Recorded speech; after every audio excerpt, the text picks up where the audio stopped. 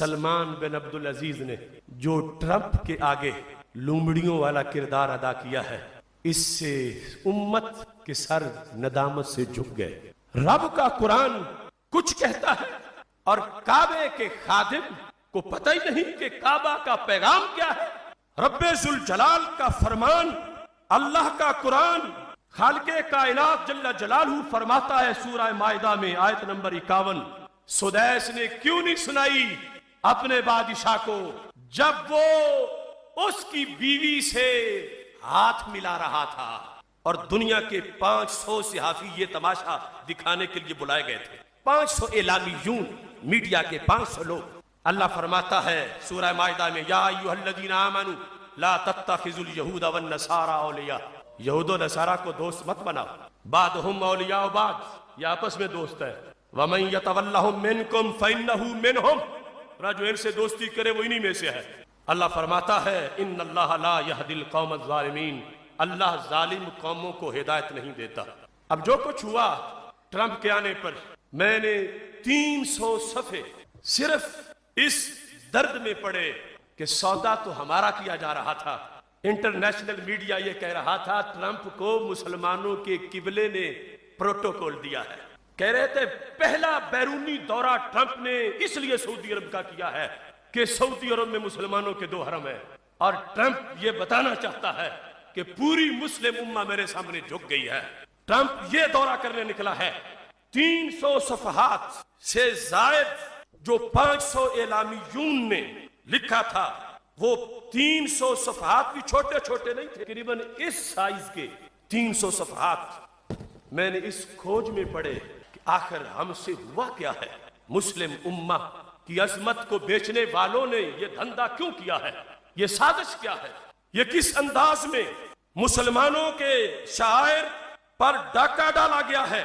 ہمیں فتوے لگائیں شرک کے، ہمیں تقوی کے درس دے۔ کہاں گئے تھے گونگے مفتی جب اس نصرانی کی بیوی سے ہاتھ ملایا تھا؟ اور اگر آپ تصویر دیکھیں صرف اس کی کمینگی کو دیکھنے کے لیے تو جھک جائیں گے سر ندامت سے۔ اس سے تو پوپ فرانسس اچھا رہا، دنیا نصرانیت کا رہبر پوپ فرانسس، شیطانوں کا گرو، جب اس سے جا کے ٹرمپ ملا ہے، بیوی اس کی ساتھ تھی، اگر اس نے تو مسافہ نہیں کیا، پوپ فرانسس مسافہ نہ کرے اور سلمان بن عبدالعزیز مسافہ کرے، اور پھر اخبار کیا لکھے؟ اخبار لکھے خادم الحرمین یتصافح حرم ٹرمپ، کہ خادم الحرمین ٹرمپ کے حرم سے مسافہ کر رہا، ٹرمپ کے حرم سے، ٹرمپ کے حرم سے۔ حالانکہ زوجہ بھی لکھ سکتے تھے، یعنی اس کو عائلہ لکھ سکتے تھے، اس کو اکیلا لکھ سکتے تھے۔ حرم کا لفظ تو بڑا عزت والا ہے، حرم کعبہ اور حرم مکہ کو چھوڑ کر حرم ٹرمپ کے پیچھے لگ گیا۔ یصافح یتصافح حرم ٹرمپ کے حرم سے مسافہ کر رہا ہے۔ حالانکہ پتہ بن باز کا فتویٰ کیا ہے؟ چلو ہمارے فتووں کو تو نہیں مانتے، بن باز کا فتویٰ میرے پاس موجود ہے اس مسئلے پر۔ میں نے مکمل ریسرچ کی کہ ان کے ہاں جو فتاویٰ ہیں مختلف موضوعات کے، بالخصوص فتاویٰ نور علی الدرب جلد نمبر 31 صفحہ نمبر 227، عبدالعزیز بن عبداللہ بن باز اس کا فتویٰ ہے۔ اس سے کسی نے پوچھا کہ عورت سے مرد مسافہ کرے تو یہ چھوٹا سا ناجائز ہے، معمولی غلطی ہے، یا یہ حرام ہے؟ اس نے کہا انہا حرام، یہ حرام ہے، وہی اشد من النظر، فرمایا غیر محرم کو دیکھنے سے مسافہ کرنا بڑا جرم۔ اور یہ دونوں کام کر رہا تھا سلمان بن عبدالعزیز۔ اور پھر کسی نے یہ پوچھا کہ اگر کوئی ہاتھ پہ اور پھر غیر محرم سے مسافہ کرے تو پھر کیا ہے؟ اس نے اس پر کہا فالمتعین فلا تصافح لا مکشوفۃ الید ولا من وراء ساتر، اس نے کہا اگرچہ ہاتھ پہ کپڑا ڈالا ہوا ہو پھر بھی حرام ہے۔ کیا اندھیر نگری ہے، مسلمانوں کا حرم ہے، دونوں قبلوں کا خادم ہے، اور ٹرمپ کی بیوی کے ساتھ ننگے ہاتھ ملا رہا ہے۔ کہاں گئے گونگے مفتی؟ کیوں نہ بولے؟ اسلام کی ترجمانی کیوں نہ کی؟ اپنے بادشاہ کو کیوں نہ کہا تم حرام کر رہے ہو؟ بلکہ سدیس نے تو پورا خطبہ دیا کہ قمت الریاض سے ایک نئی تاریخ کا دور آیا ہے۔ اتنے اتنے کہ ساری تاریخ میں کبھی ایسا ہوا ہی نہیں جو کارنامہ ہمارے بادشاہ نے کر دیا ہے۔ اور پھر اس پر جو ٹرمپ نے تقریر کی، ہمارے ولیوں کی کرامت نہیں مانتے، ٹرمپ کی کرامت بھی مان گئے بلا حوالہ نہیں۔ میرے پاس اس کا ثبوت موجود ہے۔ اس واسطے کہ بات ہو رہی ہے دین اور دیش کی، اور وہ دیش کہ جس کے محلے ہیں ساری کائنات میں، اس دیش میں جب یہ طوفان مچا ہو تو پھر یہاں چھت پہ جو کچھ آتا ہے پر نالے سے نیچے وہی آتا ہے۔ ہم اس اصلاح کو رو رہے ہیں، وہاں کیا ادھم مچا ہے۔ ٹرمپ نے جب تقریر کی المدینہ اخبار کے اندر، اس کے الفاظ یہ چھپے ہیں، کہتے ہیں ڈونالڈ ٹرمپ قال فی کلمتہ۔ اب اس کے انگلش والے لفظ ہوتے تو شاید یہ کہتے کہ یہ ترجمہ وہ نہیں جو ہم سمجھے ہیں، اب ترجمہ جو انہوں نے کیا عربی میں۔ کسی زمانے میں جب گاندھی کے جلسوں میں بیٹھ گئے تھے کچھ جبوں والے دیوبند کے لوگ، تو ہمارے علماء نے کہا تھا یہ سب کچھ ابوالکلام کی تقریریں گاندھی کی پالیسی کا عربی ترجمہ ہے۔ تو میں کہتا ہوں یہ ٹرمپ کے بکواس کا عربی میں ترجمہ ہے۔ کیا کہنے لگا؟ بِأَنَّ الْمَلِكَ عبد العزیز فی قبرہ ینام قریر لین فخورا بما یفعلہ وینجزہ اليوم ابنہ فخر العرب والمسلمین قائد الحکمت والحزم۔ یعنی 50 ملکوں کے قائد بلا کر، 500 میڈیا والے بلا کر اس سمندری سفید ریچھ کا ناچ دکھانے کے لیے، ٹرمپ کا بل ریچھ ہی نہیں بل ہم اضل، ریچھ تو ریچھ ہے، یہ تو اس سے گیا گزرا ہے، اس کے لفظ کیا ہے اس پر کوئی کسی نے مواخذہ ہی نہیں کیا۔ وہ کہتا ہے آج مجھے محسوس ہو رہا ہے کہ ملک عبدالعزیز اپنی قبر میں بڑا خوش ہو رہا ہے۔ ملک عبدالعزیز، یہ ٹرمپ روحانیت والا کشف ہے اس کو قبر کا، کہتا ہے ملک عبدالعزیز اپنی قبر میں اس کی آنکھیں ٹھنڈی ہو رہی ہیں کہ اس کے بیٹے سلمان نے وہ کارنامہ کر دیا ہے کہ جس سے یہ پورے عرب اور مسلمانوں کا لیڈر بن گیا ہے۔ اب یہ باتیں جب کر رہا تھا تو کوئی نہیں بولا کہ وہ تو مٹی بن گیا ہے، وہ کہاں خوش ہو رہا ہے۔ وہ بحری ڈاکو جو برطانیہ کی مدد سے قابض ہوا تھا حجاز پہ، وہ تو کب سے شعلوں میں جل رہا ہے۔ یہ کہہ رہا ہے اس کی روح ٹھنڈی ہے، وہ قبر میں خوش ہو رہا ہے کہ یہ کارنامہ سر انجام دیا جا رہا ہے۔ کون سا کہ سرکار کے لفظوں کی واضح مخالفت کی جا رہی ہے۔ میرے آقا علیہ السلام نے آخری خطبے میں کہا تھا اخرج الیہود والنصارى من جزیرۃ العرب، کہ یہود و نصارہ کو جزیرہ عرب سے ڈنڈے مار کے نکال دو، اور یہ سارے بچھے جا رہے ہیں ان کے سامنے۔ اور پھر جو 300 صفحات میں نے پڑھے، میں چاہتا تھا کہ پتہ چلے معاملہ کیا ہے۔ انہوں نے کہا یہ ہمارا حق تھا، ہم نے کرنا تھا، کوئی تنقید نہ کرے، اس لیے کہ ہمارے بڑے سے 1945 میں امریکی صدر نے ملاقات کی تھی، ہم بڑوں کے رستے پہ چل رہے۔ پھر 13 ملاقاتیں گنوائی، انہوں نے کہا 14ویں یہ ہو رہی ہے۔ ہر امریکی صدر سے ہماری ملاقات ثابت ہے، ہر امریکی صدر ہمارے پاس آتا رہا ہے، ہم امریکہ سے ہمیشہ تعلقات قائم رکھتے رہے ہیں، ہم سے پھر اعتراض نہ کرو۔ اور پھر یہ اس کے آنے پر تو حد مکا دی گئی اس بات کی۔ الریاض اخبار والے نے یہاں تک اس حقیقت کو لکھا الفجر کالم کے اندر، اس مقام پر یہ سب اکٹھے ہیں ٹرمپ کے سامنے، امت کے دکھ درد اس کے سامنے پیش کر رہے ہیں۔ یہ کہتا ہے کہ ایک کام تو انہوں نے بھی بڑا کیا تھا کہ ٹرمپ کی بیٹی ہو گئی ہے یہودن۔ اس نے لکھا ہے کہ وہ 2012 میں یہودی مذہب میں چلی گئی تھی، تو یہ یہود اور نصارہ اکٹھے آئے تھے، پھر اس کا خامند بھی یہودی ہے۔ اخبار والے نے لکھا کہ یہود کے نزدیک ہفتے کا سفر حرام ہے، لیکن اس کے باوجود انہیں یہ تھا کہ چونکہ مسلمانوں کے قبلے کے پاس جانا ہے، اگر خلاف ورزی ہوتی ہے تو ہو جائے۔ کہتا ہے وہ اتنی قربانی دے کر آ گئے تھے کہ ہفتے کا سفر بھی انہیں روک نہیں سکا۔ ہفتے کو چونکہ ٹرمپ نے آنا تھا تو اس کی بیٹی نے بھی آنا تھا، اس کے داماد نے بھی آنا تھا، تو دونوں یہودی تھے، انہوں نے یہ نہیں دیکھا کہ ہمارا مذہب روک رہا ہے ہفتے کے سفر کو، انہوں نے کر دیا ہے۔ پھر کہتا ہے وَمِن جَانِبِهِمْ تَسَامَحَ السُّعُودِيُّونَ أَيْضًا فَلَمْ يَتَوَقَّفُوا عِنْدَ مَشْهَدِ ظُهُورِ مِلَانِيَا زَوْجَةِ ٹرمپ فِي اسْتِقْبَالَاتٍ رَسْمِيَّةٍ دُونَ غِطَاءِ رَأْسٍ أُجْبِرَتْ إِلَيْهِ مِشَیل اوباما۔ کہتے ہیں جب اوباما آیا تھا اس وقت سعودی مفتیوں نے کہا تھا اس کی بیوی جو آئی ہے وہ سر پہ کپڑا لے، تو یہ کالم نگار کہتا ہے اس کا اتنا اعزاز تھا کہ ٹرمپ آیا ہے تو کوئی مفتی بولا ہی نہیں ہے. سعودی سرکاری پروٹوکول میں وہ پردے کے بغیر سر ڈھانپنے کے بغیر گھومتی رہی ہے. اور اس کی بیٹی بھی کہا اس واسطے کہ سعودی عرب یہ مذہب رکھتا ہے. اس سلسلے میں وہ کہتا ہے کہ اوباما نے بڑا بگاڑ پیدا کر دیا تھا. کہتے ٹرمپ یصلح ما افسدہ اوباما. اوباما نے جو فساد پھیلایا تھا ٹرمپ اس کی اصلاح کے لیے آ گیا ہے. لہٰذا ٹرمپ جو مسلمانوں کا قاتل ہے اس کو اعزاز کیا جا رہا ہے.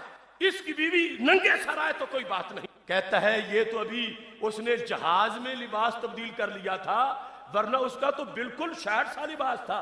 کہتا وہ جو جبہ پہن کے اوپر سونے کا وہ کڑا سا ڈال کے کھڑی تھی وہ بھی تو اس نے بڑا لحاظ کیا تھا مسلمانوں کا. اب ننگے سر ننگے چہرے کے ساتھ دو عورتوں کا اہتمام کرنے کے لیے ان کے گارڈ ہیں.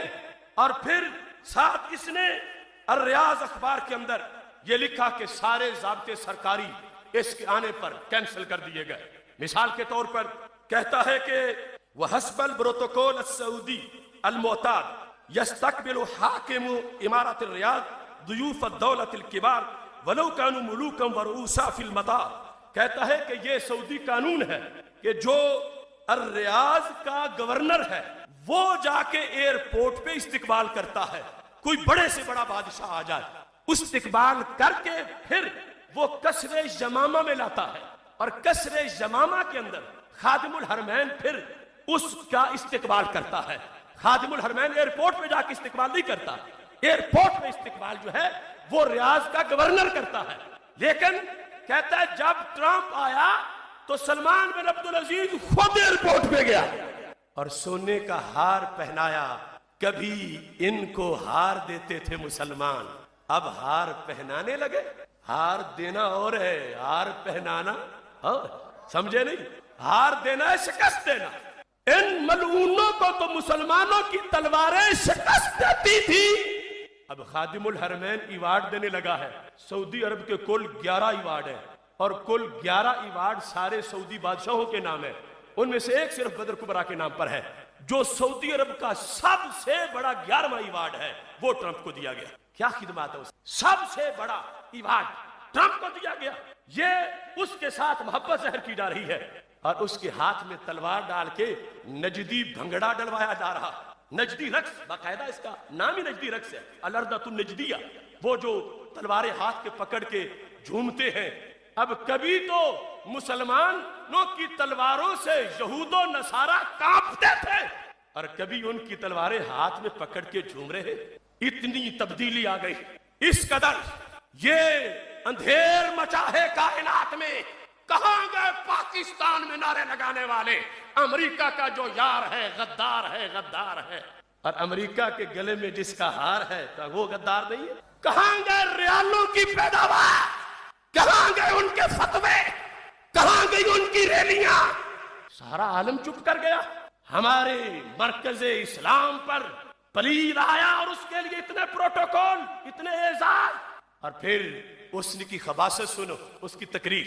اس نے کہا میں مانتا ہوں 90% دہشت گردی مسلمانوں کے خلاف ہو رہی ہے لیکن ارہاب یعنی یہ جو دہشت گردی ہے اس کے خلاف اس کا جملہ اس نے پوری امت مسلمہ پر وہ تیر چڑھایا کہ جس کا تصور نہیں کیا جا سکتا. تم میں سے ہم میں سے کون نہیں جانتا کہ آج اگر زمین تنگ ہے تو مسلمانوں پر برما ہے کشمیر ہے. روزانہ رمضان میں بھی راشے اٹھ رہے. برما کے بچوں کو کاٹ کاٹ کے ندیوں میں ڈبو ڈبو کے سڑکوں پہ کھینچ کھینچ کے اوپر بوجھ لاد لاد کے ان کے چمڑے اتار اتار کے ہر قسم کا تشدد آزمایا جا رہا ہے. فلسطین دیکھو شام دیکھو عراق دیکھو. یہ خادم الحرمین موج مستی میں اسے کوئی خبر نہیں کہ یہ کون کروا رہا ہے کس طرح ہو رہا ہے. ہر ظلم ہم پہ ہے مسلمانوں پہ. ہر ستم مسلمانوں پہ. زمینیں ہماری قبضے میں اسرائیل کے لیے فلسطینی بستیاں شہر بنانے کے لیے دے دی گئیں. لیکن ٹرمپ کے مگر مچ کے آنسو اور اس کا فراڈ دیکھو اور اس پر ان کا ڈھول بجانا سعودیوں کا. سعودیوں سے مراد ہر عرب نہیں جو ان کے قبضے میں ان کی فکر میں جکڑا ہے، میں اس کا کہہ رہا ہوں۔ یہ اس کا جملہ ہے پوری تقریر سے جس کو ہائی لائٹ کیا گیا ہے اس اخبار کے اندر۔ زیارہ فخامت الرئیس، کہتے ہیں سب سے بڑی حکومت کا بادشاہ السید الرئیس ٹرمپ، اس کی زیارت۔ کہتے ہیں ٹرمپ کہہ رہا انہا المارکۃ بین الخیر والشر لا بین الادیان، کہتا ہے یہ دنیا میں دینوں کی جنگ نہیں ہو رہی، دینوں کی جنگ نہیں ہو رہی۔ اب برما والوں کو کیا پٹھے کاٹنے کی وجہ سے مارا جا رہا، مسلم ہونے کی وجہ سے مارا جا رہا؟ جنگ ہے دین کی۔ کشمیر کی بیٹیاں کیوں شہید ہو رہی ہیں؟ کہ کلمہ پڑا ہوا ہے۔ فلسطین میں لوگ کیوں بہ رہا ہے؟ کہ مسلمان ہے۔ شام میں 30 لاکھ مسلمان کیوں جل گئے؟ کہ دین والے ہیں۔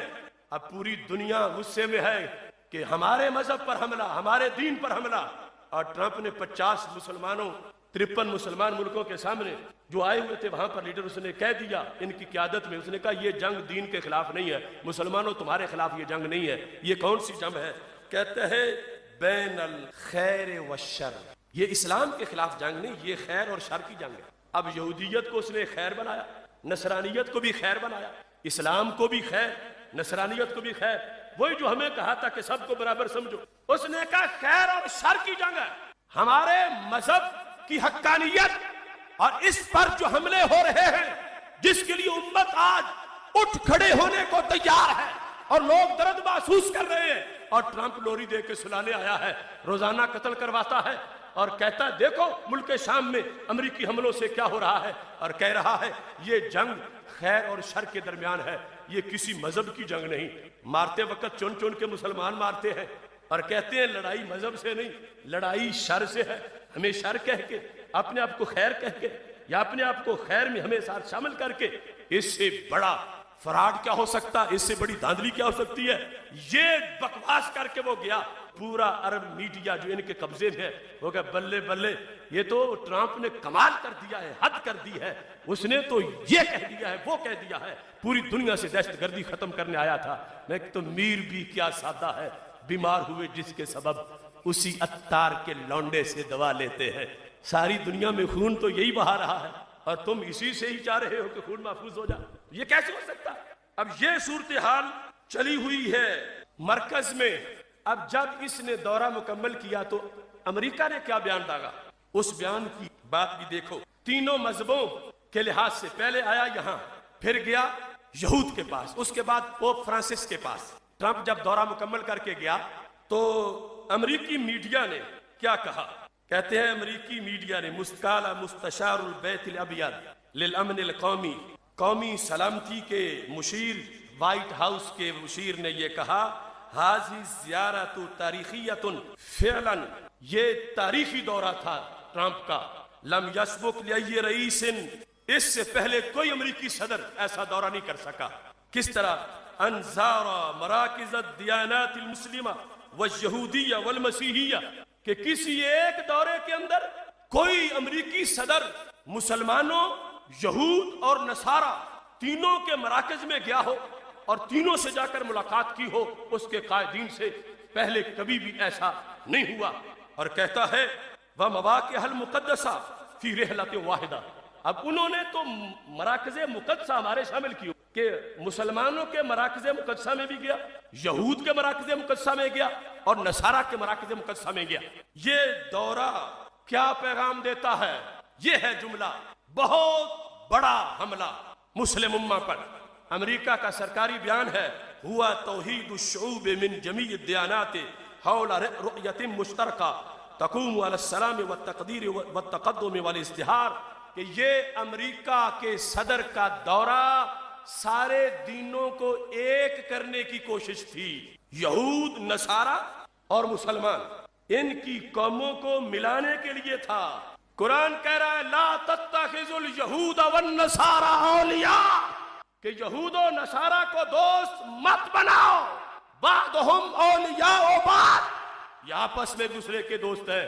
اور ادھر مرکز اسلام پہ بیٹھے ہوئے بادشاہ سر مڈا کے خود ہی چھاپ رہے ہیں کہ امریکہ یہ کہہ رہا ہے، یہی ہوا ہے۔ خود ان کے کالم نگاروں نے بھی یہ بات لکھی ہے کہ تینوں مذہبوں کے پاس جا کر یکجہتی اور اتحاد کی فضا قائم کر دی گئی۔ پتہ پوچھو فلسطین کی عورتوں سے جن کے بچوں کے جنازے روز اٹھتے ہیں، آج اسرائیل سے محبت کے دعوے کرنے والے سعودی اور قبلہ اول کو بھولنے والے اور ایران کے ڈر میں سب حرام کرنے والے کام، یہ کیا جواز ہے؟ اگر کوئی احسان نہ سمجھے کہ میں سلام کر آیا ہوں اور میں سلام کرنے گیا ہوں، انہوں نے بتایا کہ تم دینے کچھ نہیں جا رہے، لینے بہت کچھ جا رہے ہو، اور وہاں جو کھڑے ہیں وہ کہتے ہیں کہ دیتے کچھ نہیں۔ ایک شام کے بزرگ، مجھے ان کی بات یاد آ گئی، جب انہیں کہا گیا کہ دیتے کچھ نہیں تو انہوں نے کہا تم جھوٹ بولتے ہو، تمہیں بھی دیتے ہیں، ہمیں کیسے محروم رکھیں گے؟ ہمارا تو عقیدہ ہے، جس کا عقیدہ نہیں اسے بھی دیتے ہیں۔ اس نے کہا مجھے کیسے دیتے ہیں؟ انہوں نے کہا تم یہ کہہ کہ یہاں دیتے کچھ نہیں، دیتے کچھ نہیں، حکومت سے تنخواہ وصول کرتے ہو، یہ کہنے کی تنخواہ جو لیتے ہو یہ بھی سرکار ہی تو تجھے دے رہے ہیں، تجھے چرواہا رکھا جاتا کسی کھیت میں، اور تم جو جہاں کھڑے ہو کر تنخواہ وصول کرتے ہو تو کس کام کی وصول کرتے ہو کہ سرکار کے روزے کے سامنے کھڑے ہو اور لوگوں کو روک رہے دیتے کچھ نہیں، دیتے کچھ نہیں، حالانکہ تمہیں جو تنخواہ ملتی ہے یہی کہنے کی تو ملتی ہے۔ تو کہنے لگے جب تجھے محروم نہیں رکھتے تو ہمیں کیسے محروم رکھیں گے؟ یہ متحدہ عرب امارات کی جو کتاب ہے، نہایت خوبصورت کاغذ اس کو شائع کیا گیا، دلیل اب دیتے ہیں جو ابو داؤد شریف میں ہے، اور امام نووی نے اس حدیث کو صحیح قرار دیا ہے، کتاب المناسک میں حدیث نمبر 2042 ہے۔ کہتے ہیں یقین کے ساتھ کھڑا ہو کہ سرکار جواب دیں گے اور مجھے برکت ملے گی۔ دلیل کیا ہے؟ کہتے ہیں کہ رسول اللہ صلی اللہ علیہ وسلم نے ارشاد فرمایا ہے ما من احد یسلم علی الا رد اللہ علی روحی حتی ارد علیہ السلام، فرمایا آج ہی نہیں قیامت تک اور ہمیشہ کے لیے جو مجھے سلام کہے گا جواب میں خود عطا فرماؤں گا۔ اس حدیث شریف کو باقاعدہ اس باب میں ذکر کیا۔ اب یہ کمپنی جانے نہیں دے رہی اور وہ کہتے ہیں نیت سے جائے اور پھر یہ سمجھے کہ میرا بڑا فائدہ اس میں، مجھے برکت حاصل ہوگی، اور اس میں اس حدیث شریف کو لکھا ما من احد یسلم علی الا رد اللہ علی روحی حتی رد علیہ السلام، ما اور الا میں اثر کیا کہ یہ نہیں ہے کہ لاکھ بندہ سلام کہے میں ایک کو جواب نہ دوں، ایک کم لاکھ کو دے دوں، فرمایا نہیں، اگر ایک منٹ میں 10 لاکھ پڑے گا تو میں 10 لاکھ کو جواب ارشاد فرماؤں گا۔ رب مجھ پہ رد روح فرمائے گا، میں توجہ امت کی طرف کرتا ہوں اور میں خود ہی اس کا جواب دیتا ہوں۔ اس واسطے یہاں پر انہوں نے تفصیل کے ساتھ اس موضوع کو ذکر کیا، اور دوسری طرف جو ظلم و ستم ہے اس کو بھی سامنے رکھیے، شاید کوئی یہ نہ سمجھے کہ انہوں نے کیا کچھ نہیں اور تم خامخواہ ان کی مذمت کرتے ہو۔ یہ کتاب فضل المدینہ و آداب الزیارہ، مدینہ شریف کی فضیلت اور مدینہ شریف کی زیارت کے آداب، اس کے اندر جو چیزیں ذکر کی گئیں وہ ہر مومن کی ادا کے خلاف۔ آپ جانتے ہیں جس وقت حاجی عمرے کرنے والا کوئی انسان یہاں سے نکلتا ہے تو 2 چیزوں کا اہتمام ہر انسان اس کے لیے کرتا ہے، جو بھی ملتا کہتا ہے میرے لیے وہاں بھی دعا کرنا، اور دوسرا کہا جاتا ہے کہ جب تم روضہ رسول صلی اللہ علیہ وسلم پہ جاؤ تو میرا بھی سلام کہنا۔ یہ ہر عاشق کا یہ عقیدہ ہے، ہر ایک کی محبت، لیکن وہاں چونکہ سٹیپ بائی سٹیپ تبدیلی لائی جا رہی ہے، اگرچہ نہ میٹا ہے نہ میٹے گا کبھی چرچا تیرا۔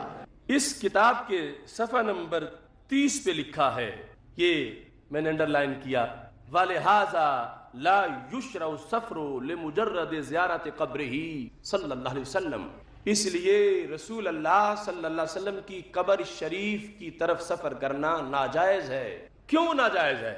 کہتا ہے سلام کہنے کے لیے جانا چاہتے ہو، سلام تو ویسے بھی پہنچ جاتا ہے، اب باقی رستے تو ویسے ہی بند کیے کہ یہ نہ کہو بھر دو جھولی میری یا محمد صلی اللہ علیہ وسلم، مانگنے کے لیے نہ جاؤ، وہاں ملتا کچھ نہیں، باقی سلام ہی رہ گیا تھا ان کے لحاظ سے۔ تو انہوں نے کہا سلام کے لیے جانا بھی سفر ناجائز ہے، جو سلام کے لیے جانا چاہتا ہے۔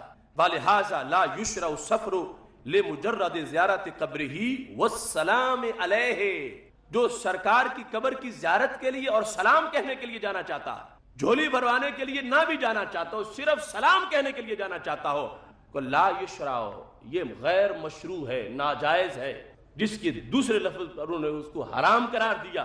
کیوں ناجائز ہے؟ کہتا لأن السلام علیہ ممکن وحاصل، وہ سلام تو ویسے ہی پہنچ جاتا ہے، پھر سفر کی ضرورت کیا؟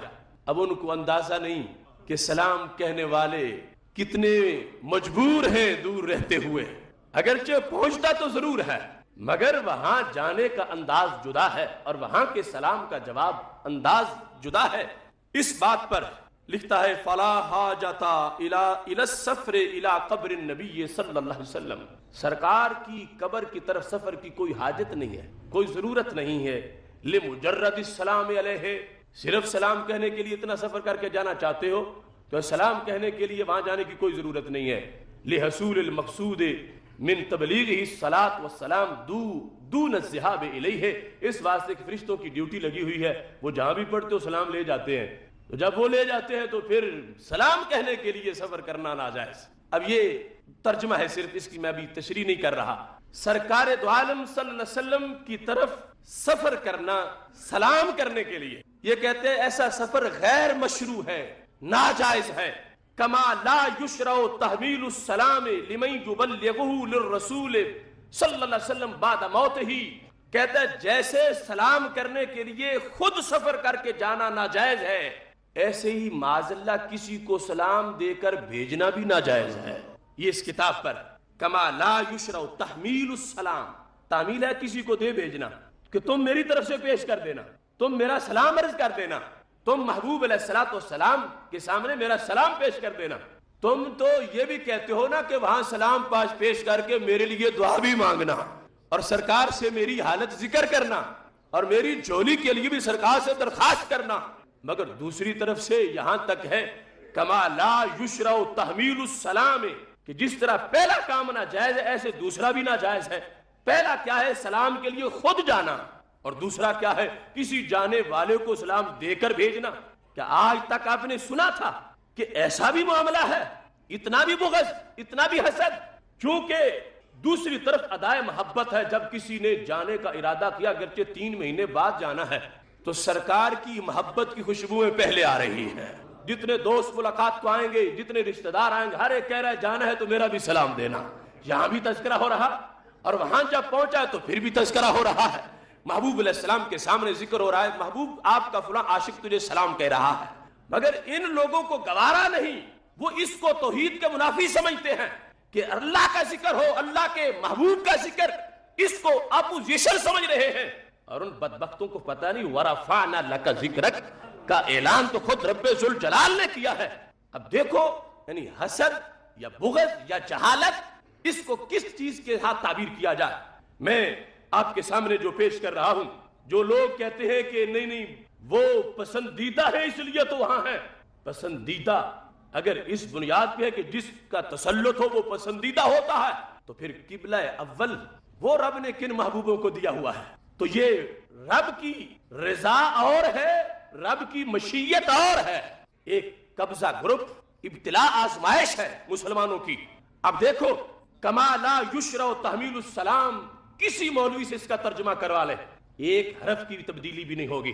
یہ کعبے میں بیٹھ کے، حجاز میں بیٹھ کے دنیا بھر کے مسلمانوں کے جذبات سے کھیل رہے ہیں کہ جیسے وہ ناجائز ہے کہ سلام کے لیے خود آؤ، ایسے یہ بھی ناجائز ہے کہ کسی کو سلام دے کر بھیجو۔ تو اہل محبت کے لیے سارے رستے بند کر دیے جا رہے ہیں، جبکہ جو دستور ہے صحابہ سے لے کر آج تک وہ ہے جو ابھی میں نے ملا علی قاری، امام مکی اور دیگر جو ہے مصنفین ان کی طرف سے پیش کیا۔ یہاں پر اس سے آگے بڑھتے ہوئے کہا کہ صرف ناجائز ہی نہیں، سلام دیکھ کے بھیجنا توہین رسالت بھی ہے۔ معاذ اللہ، الٹا چور کوتوال کو ڈانٹے، کہا یہ صرف ناجائز ہی نہیں بلکہ توہین رسالت ہے۔ کیوں؟ وَلِأَنَّ التَّوْصِيَةَ بِتَبْلِيغِهِ السَّلَامَ تَنَقُّصًا لِمَقَامِ الْمُصْطَفَىٰ صلی اللہ علیہ وسلم، کہ جو سلام دے کے بھیجتا ہے یہ سرکار کے مقام میں نقص نکال رہا ہے۔ جو سلام دے کے بھیج رہا ہے معاذ اللہ، یہ رسول اللہ صلی اللہ علیہ وسلم کے مقام کو عیب ناک بیان کر رہا ہے۔ تنقصا لمقام المصطفیٰ صلی اللہ علیہ وسلم۔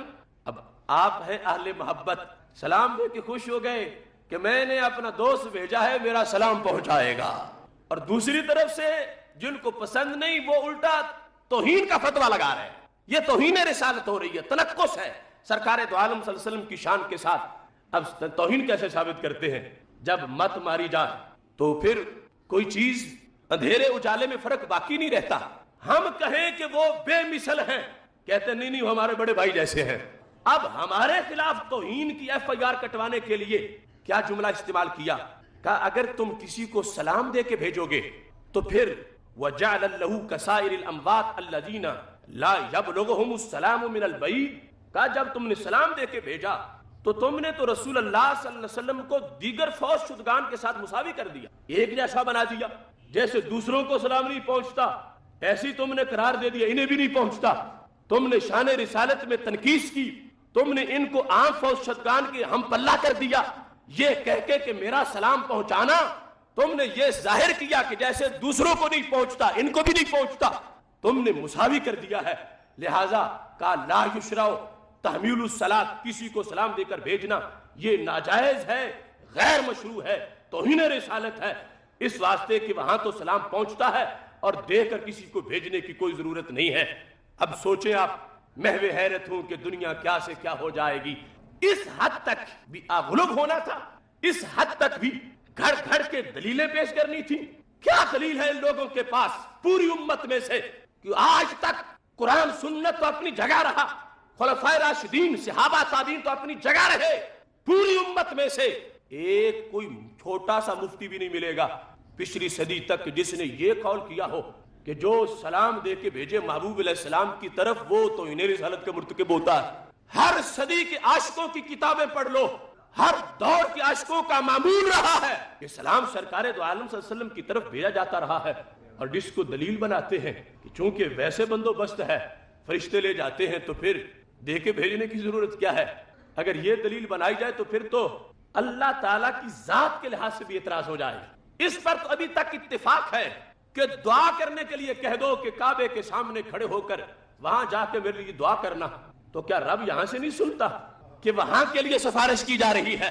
رب یہاں سے بھی سنتا ہے، مگر وہاں جانے میں وارے نیارے ہو جاتے ہیں، سلام یہاں سے بھی پہنچتا ہے۔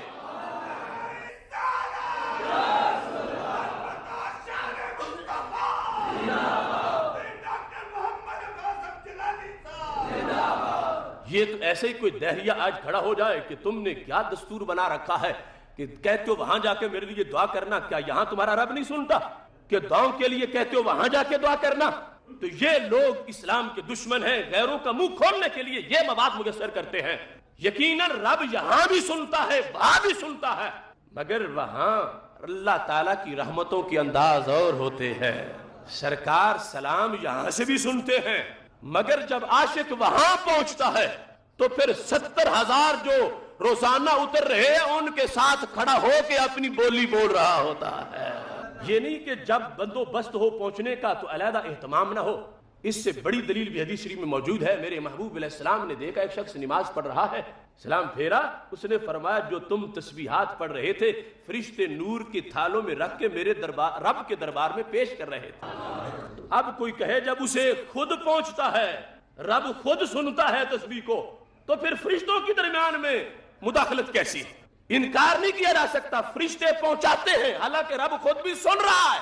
فرشتوں کے پہنچانے سے اب یہ نہیں ہے کہ کہا جائے کہ نہیں خود نہیں پہنچتا اور وہ سنتا نہیں ہے، محبوب خود بھی سنتے ہیں، لیکن جیسے رب کا دربار بہت بڑا ہے، تسبیح کی شان بھی بہت بڑی ہے، تو فرشتوں کو شان ملتی ہے کہ تسبیح رب کے دربار میں نور کے تھالوں میں رکھ کے پیش کرتے ہیں۔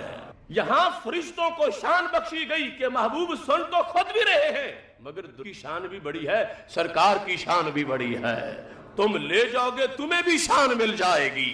اس واسطے وہ ایک مستقل شان دینے کا طریقہ ہے کہ انہیں شان دی گئی ہے، لیکن دوسروں کو تو شان سے محروم نہیں ہونا چاہیے۔ اس واسطے جو سلام لے کے جا رہا ہے سید عالم نور مجسم شفیع معظم صلی اللہ علیہ وسلم کی طرف، سرکار کے دربار میں ویلیو اس کی بھی ہے کہ سنا میں نے خود بھی تھا مگر اس کو بھی حصہ مل گیا ہے، یہ لے آیا ہے۔ اور یہاں پر دلیل میں انہوں نے یہ بھی لکھا بعد موت ہی، کہ ظاہری حیات میں چلو ٹھیک تھا کہ صحابی کوئی سلام لے کے آ جائیں کہ محبوب میں آیا ہوں، میرا پڑوسی بھی سلام کہہ رہا تھا، کہتے ہیں موت کے بعد ایسا نہیں ہونا چاہیے۔ تو کیسا برا ذوق ہے ان لوگوں کا۔ میرے محبوب علیہ السلام نے فرمایا تھا جب صحابہ نے پوچھا وبعد الموت، محبوب بعد موت کے کیا ہوگا؟ ذرا سن لو، ان اللہ حرم علی الارض ان تاکل اجساد الانبیاء فنبی اللہ حی یرزق۔ فرم موت کے بعد یہ ہوگا کہ اللہ کا نبی بعد از وصال بھی زندہ ہوتا ہے اور اس کو رزق بھی دیا جاتا ہے۔ تو اس بنیاد پر یہ فرق کرنا کہ اس وقت تو جائز تھا کہ کوئی سلام لے جائے اور اب ناجائز ہو گیا، یہ کس منطق کے تحت ہے؟ جبکہ محبوب علیہ السلام کی حدیث جو ہے ابھی جو میں نے پڑھی وہ دوسری قصہ سے ابو داؤد سے، ما من احد یسلم علی الا رد اللہ علیہ روحی حتی ارد علیہ السلام، وہاں پر